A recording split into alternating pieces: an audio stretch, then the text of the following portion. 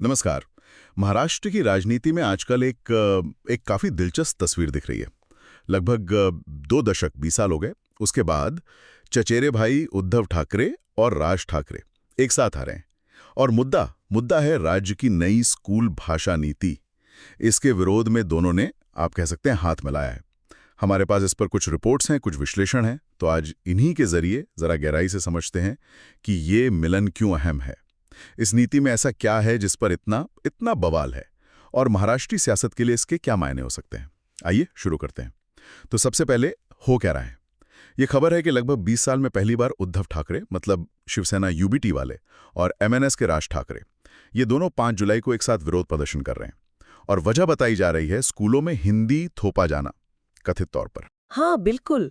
और यहाँ ये समझना जरूरी है कि ये जो नई नीति है, राज्य पाठ्यक्रम ढांचा 2024, ये असल में राष्ट्रीय शिक्षा नीति NEP 2020 उसी के हिसाब से बनी है।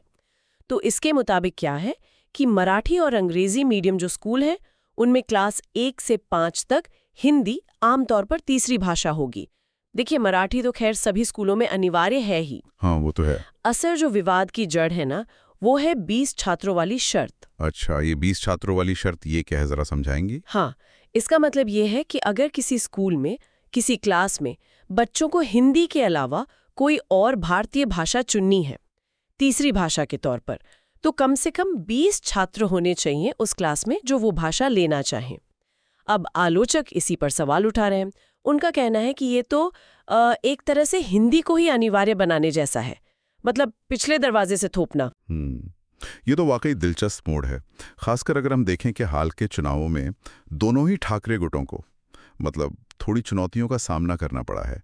तो क्या ये सिर्फ भाषा की चिंता है, या फिर कहीं ये आने वाले BMC चुनाव, मतलब बृहन मुंबई नगर निगम चुनाव, उसको देख के कोई रणनीति तो नहीं? देखिए, मुझे लगता है दोनों बातें हैं। राजनीतिक मनमुटाव तो पुराना है, 2005-6 से चला आ रहा है, वो सब जानते हैं। लेकिन हाँ, हाल के जो चुनावी नतीजे रहे और शिवसेना में जो टूट हुई, उसके बाद ये भाषा का मुद्दा शायद दोनों के लिए एक मौका बन गया है। मराठी मानुष वाली जो भावना है उसे फिर से जगाने का, अपने कोर वोट बैंक को मजबूत करने का। हाँ, ये तो है। तो ये कदम रणनीतिक तो लगता ही है, खासकर मुंबई महानगर पालिका चुनावों को देखते हुए। भाषा का मुद्दा महाराष्ट्र में हमेशा से बहुत बहुत भावनात्मक रहा है, तो शायद इसीलिए ये सबसे अच्छा तरीका लगा हो मतभेदों को किनारे रखकर साथ आने का। तो जो लोग विरोध कर रहे हैं, उनके मुख्य तर्क क्या हैं? मतलब क्यों विरोध कर रहे हैं? देखिए, पहला और सबसे बड़ा तर्क तो यही है कि पहली क्लास से 3-3 भाषाएं पढ़ाना, ये छोटे बच्चों पर बहुत ज्यादा बोझ डालने जैसा है। जो राष्ट्रीय पाठ्यचर्या की रूपरेखा है NCFSE 2023, वो भी कहती है कि तीसरी भाषा छठी क्लास से शुरू होनी चाहिए। अच्छा। उद्धव ठाकरे तो इसे सांस्कृतिक अतिक्रमण कह रहे हैं। उनका कहना है कि ये मराठी का महत्व कम करने की एक साजिश है। और राज ठाकरे, वो तो इसे सीधे मराठी अस्मिता यानी मराठी पहचान से जोड़ रहे हैं। और हाँ, शरद पवार गुट और कांग्रेस भी इस विरोध के समर्थन में आ गए हैं। जाहिर है। सरकार का भी अपना पक्ष होगा इस पर, वो क्या करें? बिल्कुल। जो सत्तारूढ़ महायुति गठबंधन है, मतलब भाजपा, शिंदे वाली शिवसेना और अजित पवार वाली NCP, उनका कहना है कि भाई हिंदी थोपी नहीं जा रही, ये एक विकल्प है और ये नीति पूरी तरह से NEP के दिशा निर्देशों के हिसाब से है। वो तो बल्कि विपक्ष पर आरोप लगा रहे हैं कि ये लोग चुनावी फायदे के लिए इस मुद्दे को राजनीतिक रंग दे रहे हैं। और वो ये भी याद दिला रहे हैं कि जब उद्धव ठाकरे मुख्यमंत्री थे, MVA सरकार थी, तब भी माशेलकर समिति की एक रिपोर्ट आई थी और उस पर आधारित ऐसी ही एक नीति को मंजूरी दी गई थी। अच्छा। उसमें भी क्लास 1 से 12 तक मराठी, अंग्रेजी और हिंदी तीनों को अनिवार्य करने जैसी बात थी। अच्छा, तो ये पहले भी कोशिश हुई थी? हाँ, कुछ हद तक। कम से कम कागजों पर तो ऐसा दिखता है। हाँ। इस तरह के जो भाषा वाले विवाद हैं, महाराष्ट्र में इनका कोई इतिहास रहा है? मतलब पहले भी ऐसा हुआ है? हाँ, बिल्कुल। इसका तो बहुत गहरा ऐतिहासिक संदर्भ है। ये सीधा याद दिलाता है संयुक्त महाराष्ट्र आंदोलन की, 1956 से 60 के बीच जो चला था।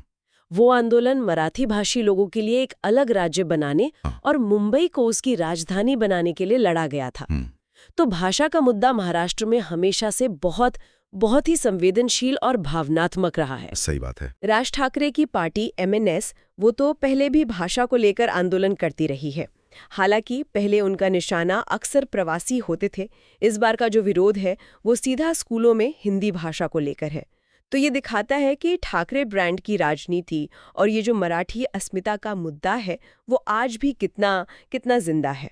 तो सब कुछ मिलाकर देखें तो क्या समझे इसे? ये बस एक भावनात्मक उबाल है जो शायद कुछ समय में शांत हो जाए, या महाराष्ट्र की राजनीति में ये कोई स्थायी बदलाव का संकेत दे रहा है? देखिए, ये कहना अभी जल्दबाजी होगी, लेकिन हाँ, ये जो पुनर्मिलन हुआ है ये ठाकरे ब्रांड की ताकत का और मराठी पहचान की राजनीति की पकड़ का एक तरह से इम्तिहान है।